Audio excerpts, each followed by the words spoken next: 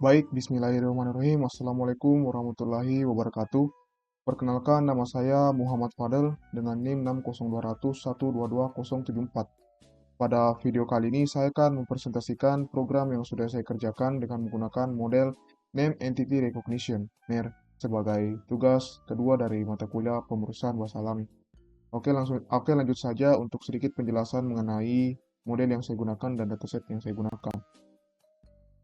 Name Entity Recognition (NER) adalah salah satu tugas dalam Natural Language Processing yang bertujuan untuk mengenali dan mengkategorikan entitas tertentu dalam teks. Entitas yang dikenali biasanya berupa nama orang, lokasi, organisasi, tanggal, waktu, nilai atau elemen lain yang relevan dengan konteks. Oke, lanjut. Model pra-terlatih atau pre-trained model yang digunakan untuk Name Entity Recognition (NER) adalah model bawaan spesies, yaitu N-Core Web SM. Ini adalah salah satu model pra-terlatih yang disediakan oleh spesies untuk tugas-tugas NLP seperti Name Entity Recognition. Untuk datasetnya itu saya menggunakan dataset berita. Jadi dataset berita itu saya scraping dulu, jadi teks yang ada pada berita itu saya scraping dan saya masukkan ke dalam format CSV menggunakan pandas, data frame, dan kolom-kolom yang disimpan itu adalah judul berita dan konten.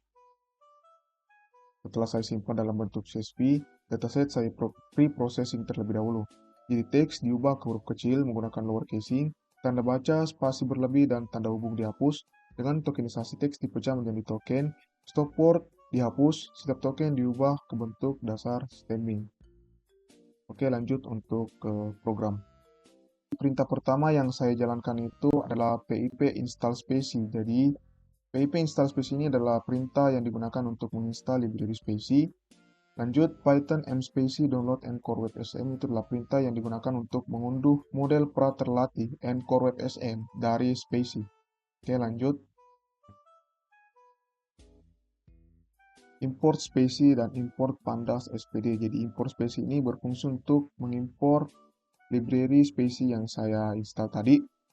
Import pandas SPD itu adalah fungsi yang digunakan untuk memproses dataset yang akan saya masukkan.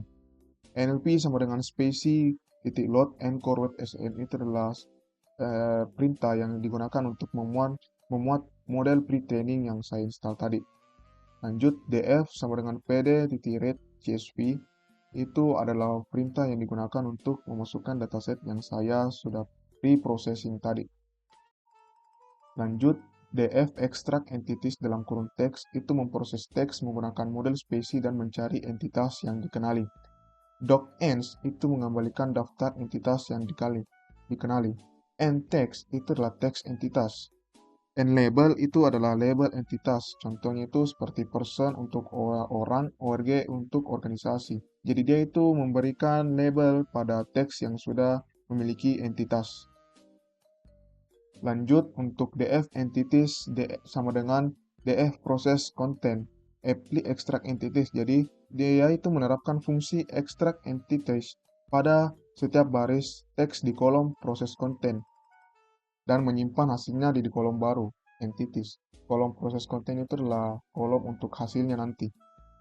Lanjut untuk menampilkan entitas yang dikenali beserta labelnya. Jadi pada baris kode ini itu saya menerapkan metode looping yang digunakan untuk menampilkan entitas yang dikenali di setiap berita. Jika tidak ada entitas, maka dia akan menampilkan pesan bahwa tidak ada entitas yang ditemukan. Yang terakhir itu adalah df to csv yang berfungsi untuk menyimpan dataset hasil dengan entitas yang dikenali ke dalam file csv baru. Oke, lanjut saja ke hasilnya. Baik, untuk hasilnya itu berupa daftar entitas yang dikenali per berita. Bisa kita lihat hasilnya ketika entitasnya itu ditemukan seperti Saturday adalah date, Seven adalah kardinal yang dimana kardinal ini adalah angka atau kuantitas, posisi 14 adalah ordinal yang dimana ordinal ini adalah posisi atau urutan, Upcom itu adalah ORG, yang mana ORG ini adalah organisasi. Jadi setiap berita atau baris akan memiliki daftar entitas yang ditemukan. Itu hasilnya. Baik, terima kasih. Itulah tadi presentasi mengenai Name Entity Recognition sebagai tugas kedua dari mata kuliah pemrosesan bahasa alami. Lebih dan kurangnya mohon dimaafkan. Wabillahi taufiq wal hidayah. Wassalamualaikum warahmatullahi wabarakatuh.